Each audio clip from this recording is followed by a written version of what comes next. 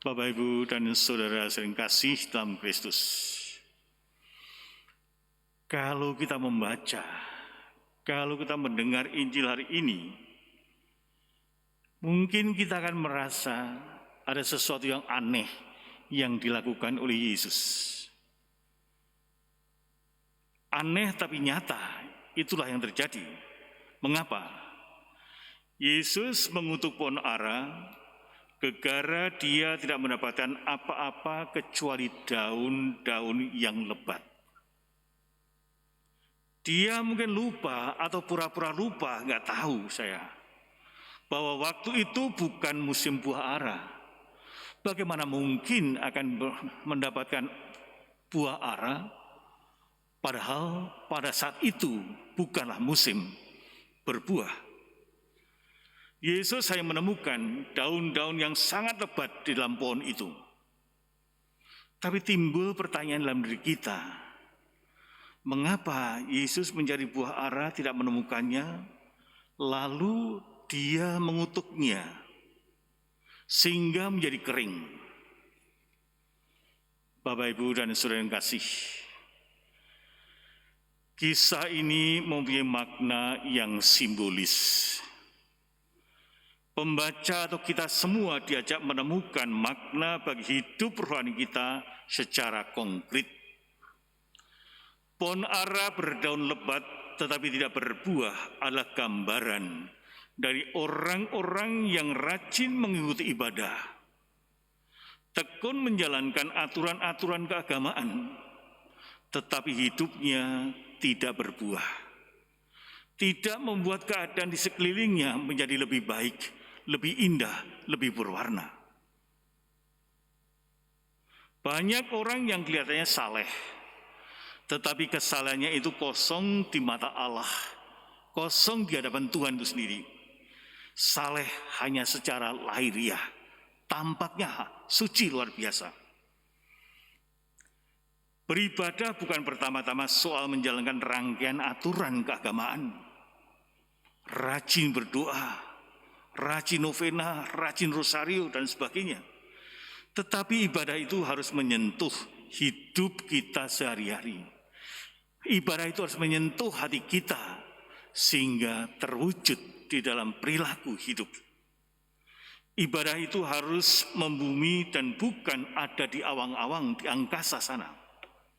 Dan disitulah letak nilai-nilai suatu ibadah yang ilahi terintegrasi di dalam kehidupan kita sehari-hari.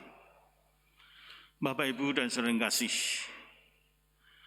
nabi-nabi pada perjanjian lama berulang kali mengkritik praktik ibadah umat Israel yang hanya terpaku pada soal-soal menjalankan aturan lahiriah dan melupakan penerapannya dalam hidup yang nyata.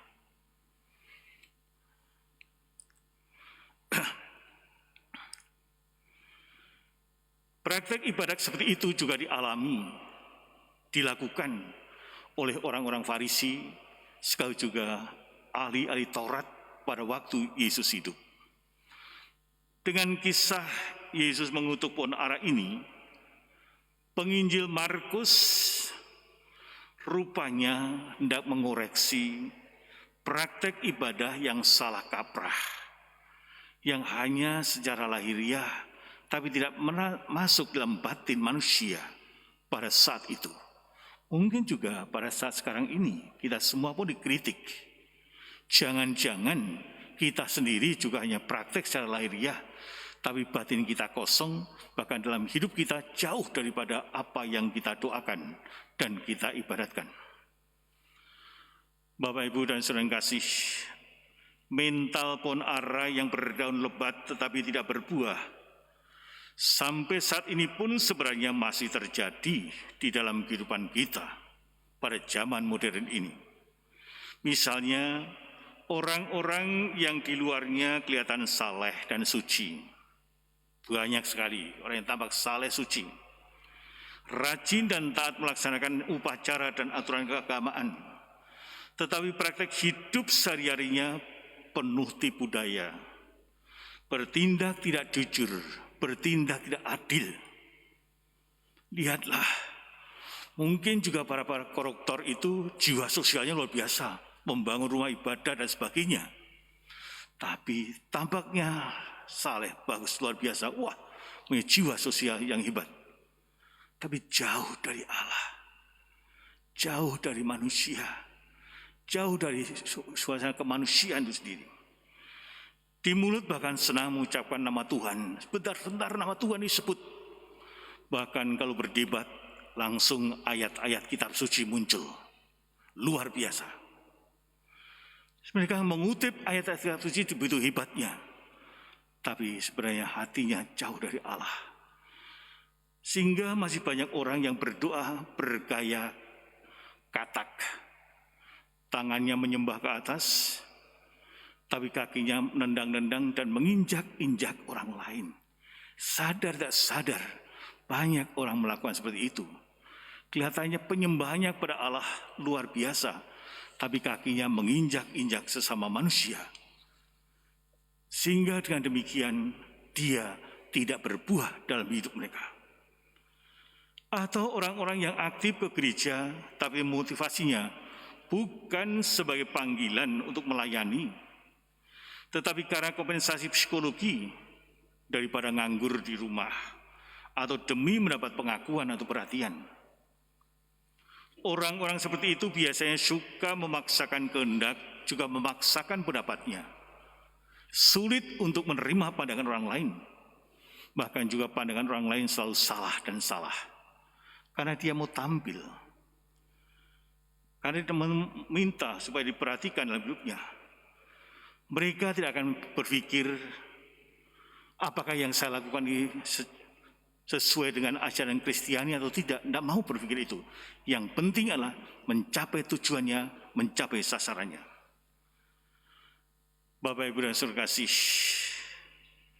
dalam kehidupan ini ada juga orang-orang yang aktif karena benar-benar panggilan dan mau melayani, serta sebagai ucapan syukur kepada Allah. Banyak juga orang-orang yang melakukan ini. Sehingga ada orang yang aktif dalam gereja, ada orang yang aktif dalam masyarakat, merasa terpanggil, merasa supaya ucapan syukur kepada Allah. Mereka biasanya diam-diam, karena memang tujuannya bukan mencari nama, mencari popularitas. Mereka juga punya pendapat, mereka juga punya keinginan. Tetapi mereka menempatkan keinginan itu dan pendapatnya, pandangannya, bukan untuk dirinya sendiri, tetapi untuk kebaikan bersama. Inilah bedanya kalau orang melayan itu karena panggilan. Mereka tidak segan untuk mengalah kalau memang itu diperlukan. Tidak ngotot bahwa pendapatku, pandanganku harus terjadi, terwujud. Ideku harus terjadi, tidak. Mereka selalu melihat di sekelilingnya itu dengan cara yang positif. Itulah sebabnya walau tidak banyak bicara, tapi orang-orang semacam itu, kehadirannya itu membawa suasana yang damai, membawa suasana yang menggembirakan, sekaligus juga menjadi berkat bagi orang-orang yang ada di sekitarnya. Bagian sebuah lampu terang yang kehangatannya dapat dirasakan lingkungan sekitarnya. Ada sukacita di dalam kelompok seperti ini. Bapak, Ibu, dan Saudara kasih, menjadi pertanyaannya yang perlu kita renungkan adalah, apakah pelayanan kita, apakah ibadah keagamaan kita sungguh-sungguh berbuah dalam hidup keseharian kita dan menjadi berkat bagi orang-orang sekitar kita atau tidak? Atau kita ini seperti pohon ara yang berdaun lebat tetapi tidak berbuah. Banyak usul, banyak kritik, banyak bicara, banyak berbuat, tapi hasilnya itu kosong. Bukan saja tidak mendatangkan sukacita bagi lingkungan sekitar, tapi juga tidak membangun hal-hal yang baik untuk dia sendiri.